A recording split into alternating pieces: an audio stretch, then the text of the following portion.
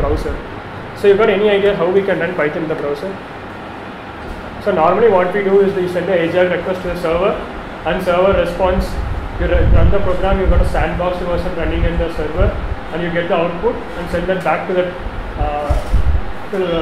JavaScript, and JavaScript will display the output in the browser. Can you take some other approach? Notebook. IPython notebooks. Yeah. So, but still the request goes to the server. But my intention is like I will run Python in the browser. That means I will not send a request back to the server to evaluate the code. So any approach? Implement Python in JavaScript. Fine. Implement Python in JavaScript. Yeah. So that's you don't need to write entirely convert Python syntax into JavaScript. But there is a project called emscriptian. So what they do is, Python is written in C and C++, and JavaScript is also written in C++. So there is a project called LLVM. How many of you have heard of the project LLVM? So it's similar to GCC, right? It's a tool chain to convert C code and C++ code.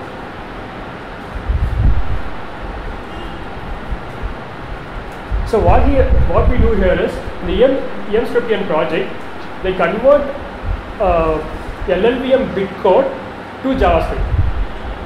So when you install code from the source, you do a GCC or LLVM, it will convert the C files to object files and whatever thing. So same thing. So you take the Python, C Python, and convert and compile using a LLVM project. So it will create a big code. From there, you convert back to a JavaScript. Then you load the JavaScript in the browser. So now all your Python syntax works. So this project is called EMPython. For example, who uses this project? If you try the course in Codecademy or REPL.IT, so they use the same concept. But you still have to go to server and then compile JavaScript to come back. So initially you do it. You got C Python, convert it to JavaScript, load it from the client side. Whenever you hit the request, it does not go there. JavaScript code gets evaluated. So I will create a small web app to show the demo of this. So the bottom part is a text editor. So this is the AS text editor which I am using just to give an input, and the output will be displayed in the top part. Okay. So let me try to run some examples. I will tell you what will work and what will not work in this project.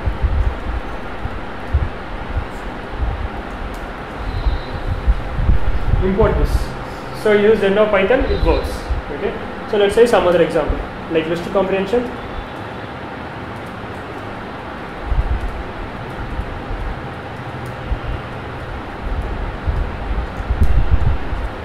Works.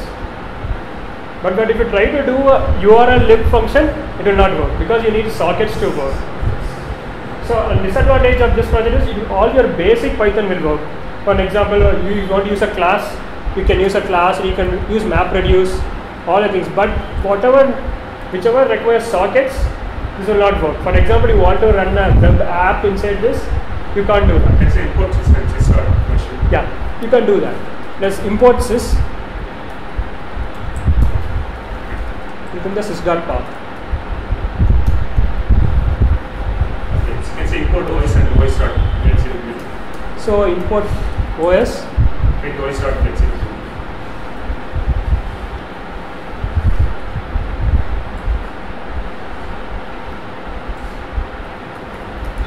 Import OS.system of. No, OS.getC.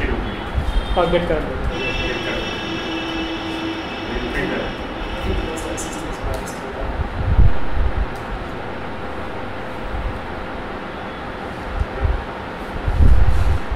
/sandbox. Still it's sandbox. Yeah. So for example, I can show the web server, which is. So this is the. Because you're not running JavaScript, you're running. No. It's running on JavaScript. I will show the code really now. No. So where is /sandbox coming in? /sandbox is it does not go to the server to find this. The JavaScript emulates the behavior of that. So can you read a file? Yes. Reading files work? Reading files, it actually works on buffer level.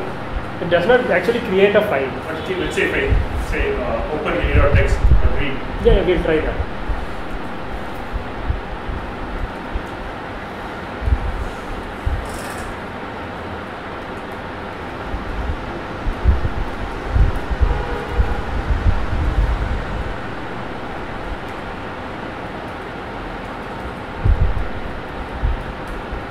not sure how this behavior will work. Let's try. Close call.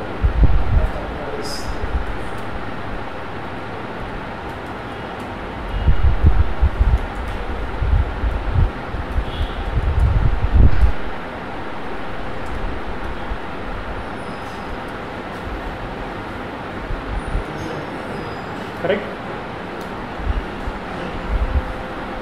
Now say print voice dot listed. Print. Voice dot listed.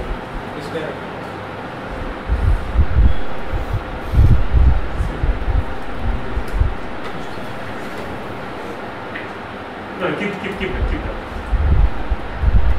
Keep the previous code and then add that.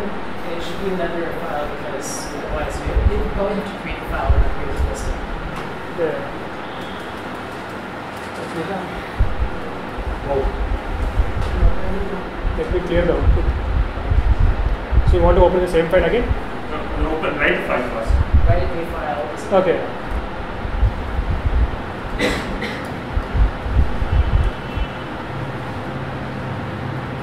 You can do something close enough. There's no right thing. Right.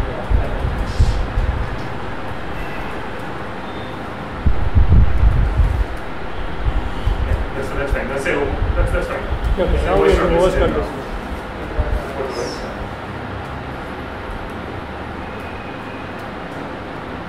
You have to go voice dot get current. That's all. Dot. Ah. And then that's fine. Oh, dot, yeah.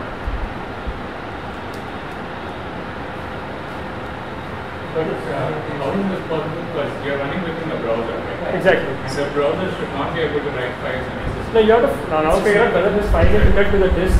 So I have to now do an ls from the terminal to find whether this is written or not, right? For an example, you can emulate the behavior in the browser itself. Okay. That's what this is trying to do. Okay, so that's it. Maintain the state across invocations. Correct? Okay. Let's maintain the state across invocations. No, I have not tested to that level. So let's say if you remove the first 3 lines, Yeah. comment out the first 3 lines and then try that again.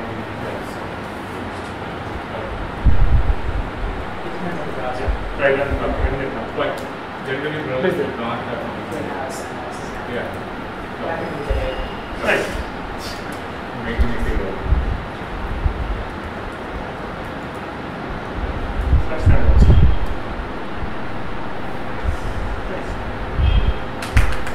So basically they have written, can we say that this Python is written in JavaScript? Yeah. So they converted Python source code to JavaScript.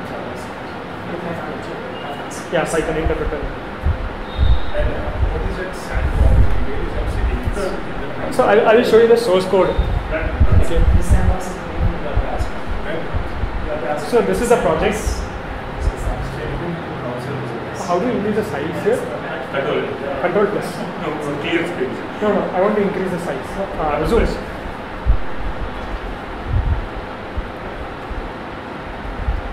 Shift. Okay. Shift. Command shift. Export PS1 equals export PS1 equal. Their prompt is too big, so we can't say anything else. So I will close the other one. It's the app like that actually. That is the browser on the desktop. You have access to compute resources. Yes. As long as they don't work. That's right. Well, it's weird. Yeah. It's just the same thing. It's pretty So, much. Yes, so app.py is a simple Flask app. Just have only one handler that will render the index.html. Then we'll go to the static folder. Inside static folder, you got include and JS, include and lib. Here is where all the code lies. So including Python. Okay. So who is running LLVM? Correct? You're running LLVM on your machine now. No, I'm just showing like how the after conversion how the code looks like. Now we'll go to the lib directory.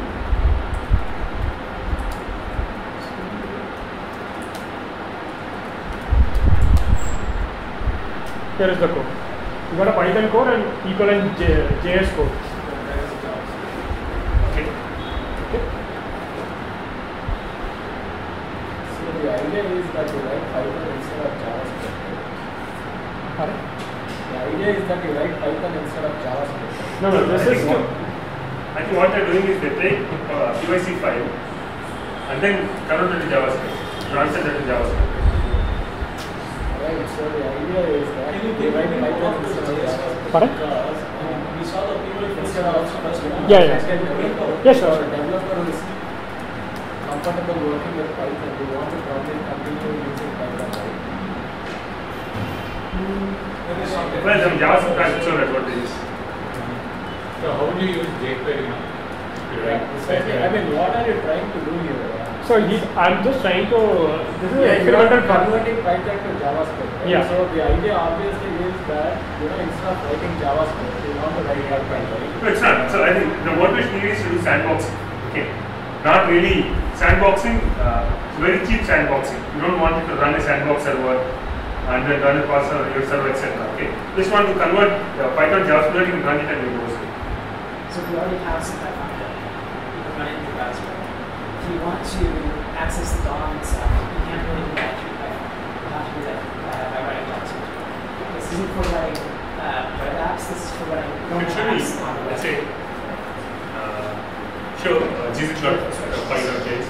Really cool if it's like Or OS.py.js. Let me check whether JSON model actually exists. Yes, It comes in standard lib, right? That's in standard.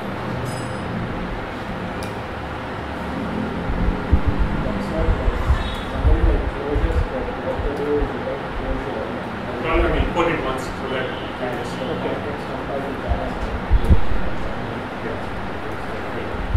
who is actually creating these .js files? There is no. Well, so that's a script which will do this for me. So who is doing it? You're running the script. Now previously I have compiled the script. So you got the source code while you're installing it. How do you do? We get a source code, we compile it, and Python gets installed. Easier web apps, compiling with Python JavaScript. No, this is before that. Before creating. But see, the thing is, you have written some code there. Yeah. That code's getting executed. Yeah, that code will. So what exactly do is there's a worker code which calls JavaScript. There's an entry point how this mechanism works. No, but so the thing is, once the JavaScript code servers, Python code sent to server, Yeah. that should give the JavaScript outside. Nice. So no. Actually, I include the JavaScript file. I will show that. So that's right. So the translation is done in your server or on the client. So translation, everything is done and kept it there. When you are loading the app, we load the JavaScript. Like how we load jQuery. I'm asking this, the code that I write. Yeah. In the Python code that I write in the browser. Yeah. It has to be compared to JavaScript. No, it is treated as JavaScript. It's not compared So it's a Python file. There is an entry point. Worker gets the code. It runs to another program. That will convert the Python to Javascript and give me the result back to me. Yes, so who is doing this job? That's a worker.js file which does that. So that's JavaScript. Exactly, that's in JavaScript. So the translate is also written in JavaScript. Exactly. Initially, when you said, I thought basically you were able to get a JavaScript library Yeah. which can implement Python. No, it does not implement Python. It converts the Python into JavaScript. Implement means you rewrite the code to which follow the JavaScript semantics, right? Here there is a project or a script that converts this to JavaScript. So everything is client side. Yeah, everything is client side. The file gets saved as .js, but we write Python code. This file you're saying, it does not get saved at all. Okay, I mean, that's no problem. Yeah. No, whatever we write, it's like writing Python but executing JavaScript. Yeah, you interpret Python code using JavaScript. Yeah, so it's more or less Python interpreter in JavaScript. Yeah. Right? Functionality of the JavaScript coding, whatever we write is a Python code. So finally JavaScript compiles the Python code and gives you the result. So, JavaScript interprets your Python code and gives you the result. yeah. So what you were asking, I forgot.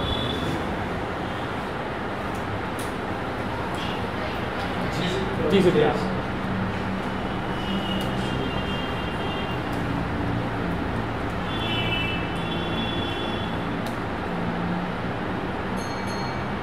Actually, so I think what it does, it loads that gz.py And then server convert. and then puts it directly. No, it does not go to server at all. It's not decreased. I will show the code how the entry point goes. From there, I think you can figure it out. You can see, I'm sure it would be loading all SandLabry modules into your browser. Yeah. So whenever you need it, you probably goes and load some blazing. So you're saying like whenever you write the code, the code again goes back to the Not server. the code. So see, when the input says ZZ, okay? Yeah. How does the browser know about the ZZ point input? Yeah, I will show the code. So can you actually show what the request the app is getting Yeah. while running on that, so that will give us the input.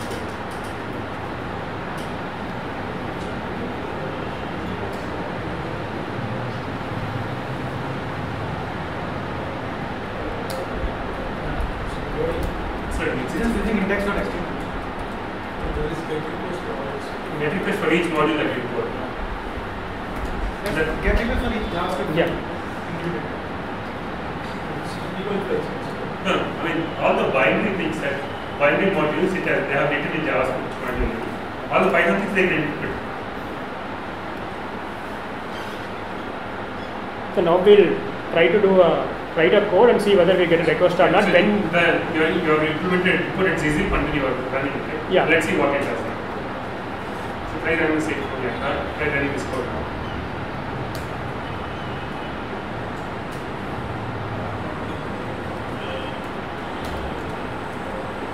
It's probably reusing the whole thing. got it? It's probably can near everything. Can start a new terminal. New client. Can you open a new client and then do it?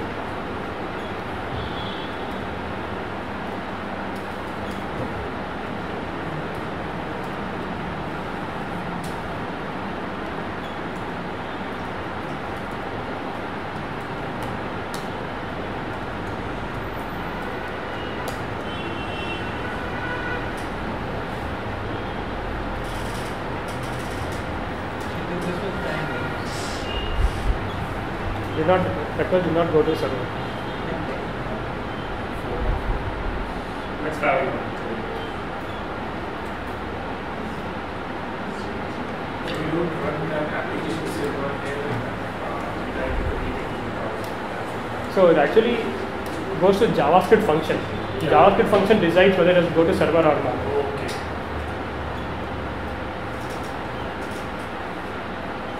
It says ZZ.underscore file or something. Yeah. Print ZZ.open. That's just open. No call. Just just run it.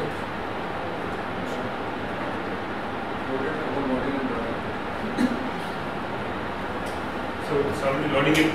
So that- anytime. So here there is a function called offline.js. Okay. You see at the bottom. Okay. This is the function which takes care of. I will open the offline.js file. So the one we got is worker.js. Worker.js is the one which calls all the JavaScript functions and the local jar. So actually I wrote this code to make a Chrome extension so that you can write Python in the browser and save it and do it later. But I tried this approach, but Chrome extension handles JavaScript in a different way. And for example, I was not able to load modules like ZZip and other modules. For example, import sys worked for me, import this worked for me, but other modules did not work for me. That was a limitation. Have you heard of IPython workbooks? Yeah. So you can do the same thing. So the main point is like I don't want to hit the server, and I have to have very good sandbox environment. For example, to teach Python. So in PyPy has got a very good sandbox, but you have to go back to the server and come back. There are other projects also. PyPy? Yeah, PyPy has got a separate sandboxed version. No, I'm not IPython notebook. You can start an So the IPython. main reason you're not exposing the Python interpreter is like security risk. For example, say OS.system.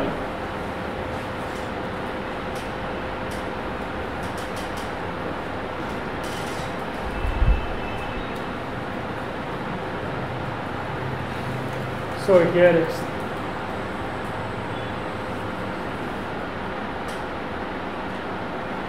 so it imports a file called python-op.js.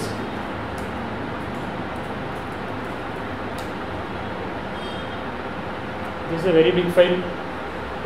This file is completely responsible for taking the code and it decides the logic what we should do.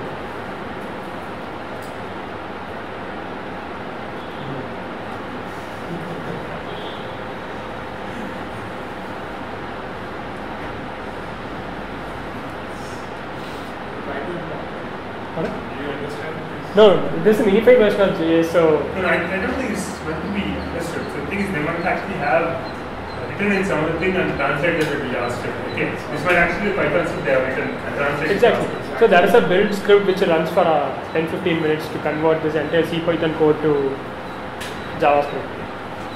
So they have used like everything is written in C, there is obligate everything in C. So the intermediate here is like LLVM bitcode, Yeah, correct. but there are limitations like the way date module works will not be the same. Okay, yeah. There are minute details. So you have to test all the Python code, then only you'll figure out what works, what does not work. But he cannot get connected to a database and No, this is just to learn Python. That's the stage they have reached so far. how can you use, I can suppose, I'm trying to share everything in the browser. So my intention was to write a app or a Chrome app. Okay, People can load it, learn Python.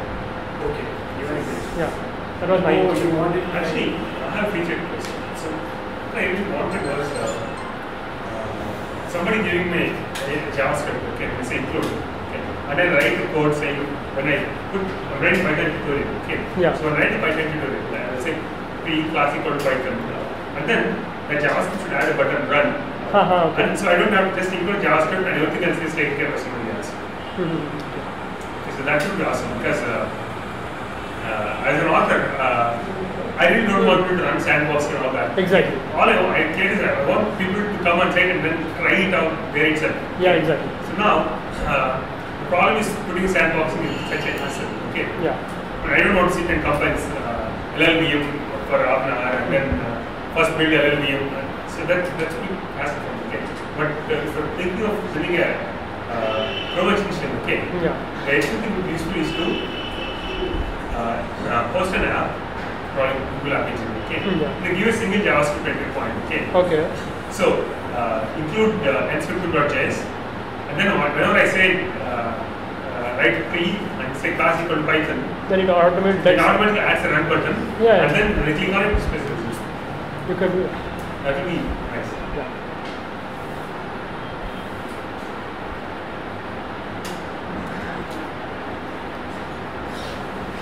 So that's it.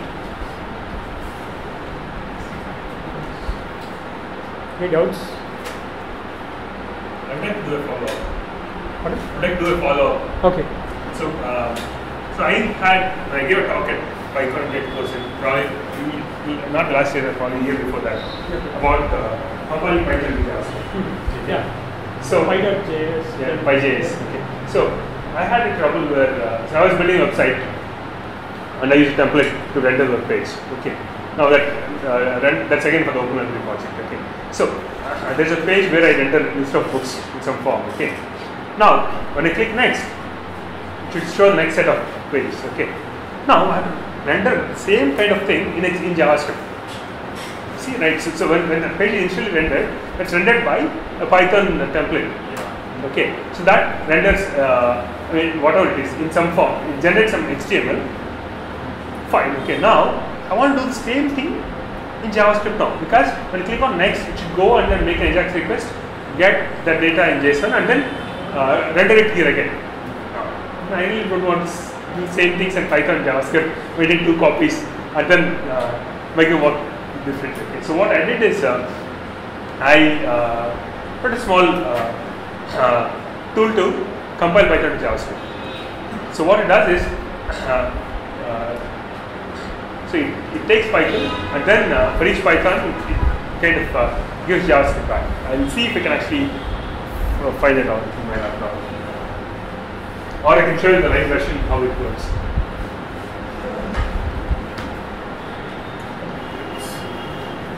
So why did you return HTML in your resume? Sorry? Why did you return HTML in your resume? That's so. The thing is now, I don't want.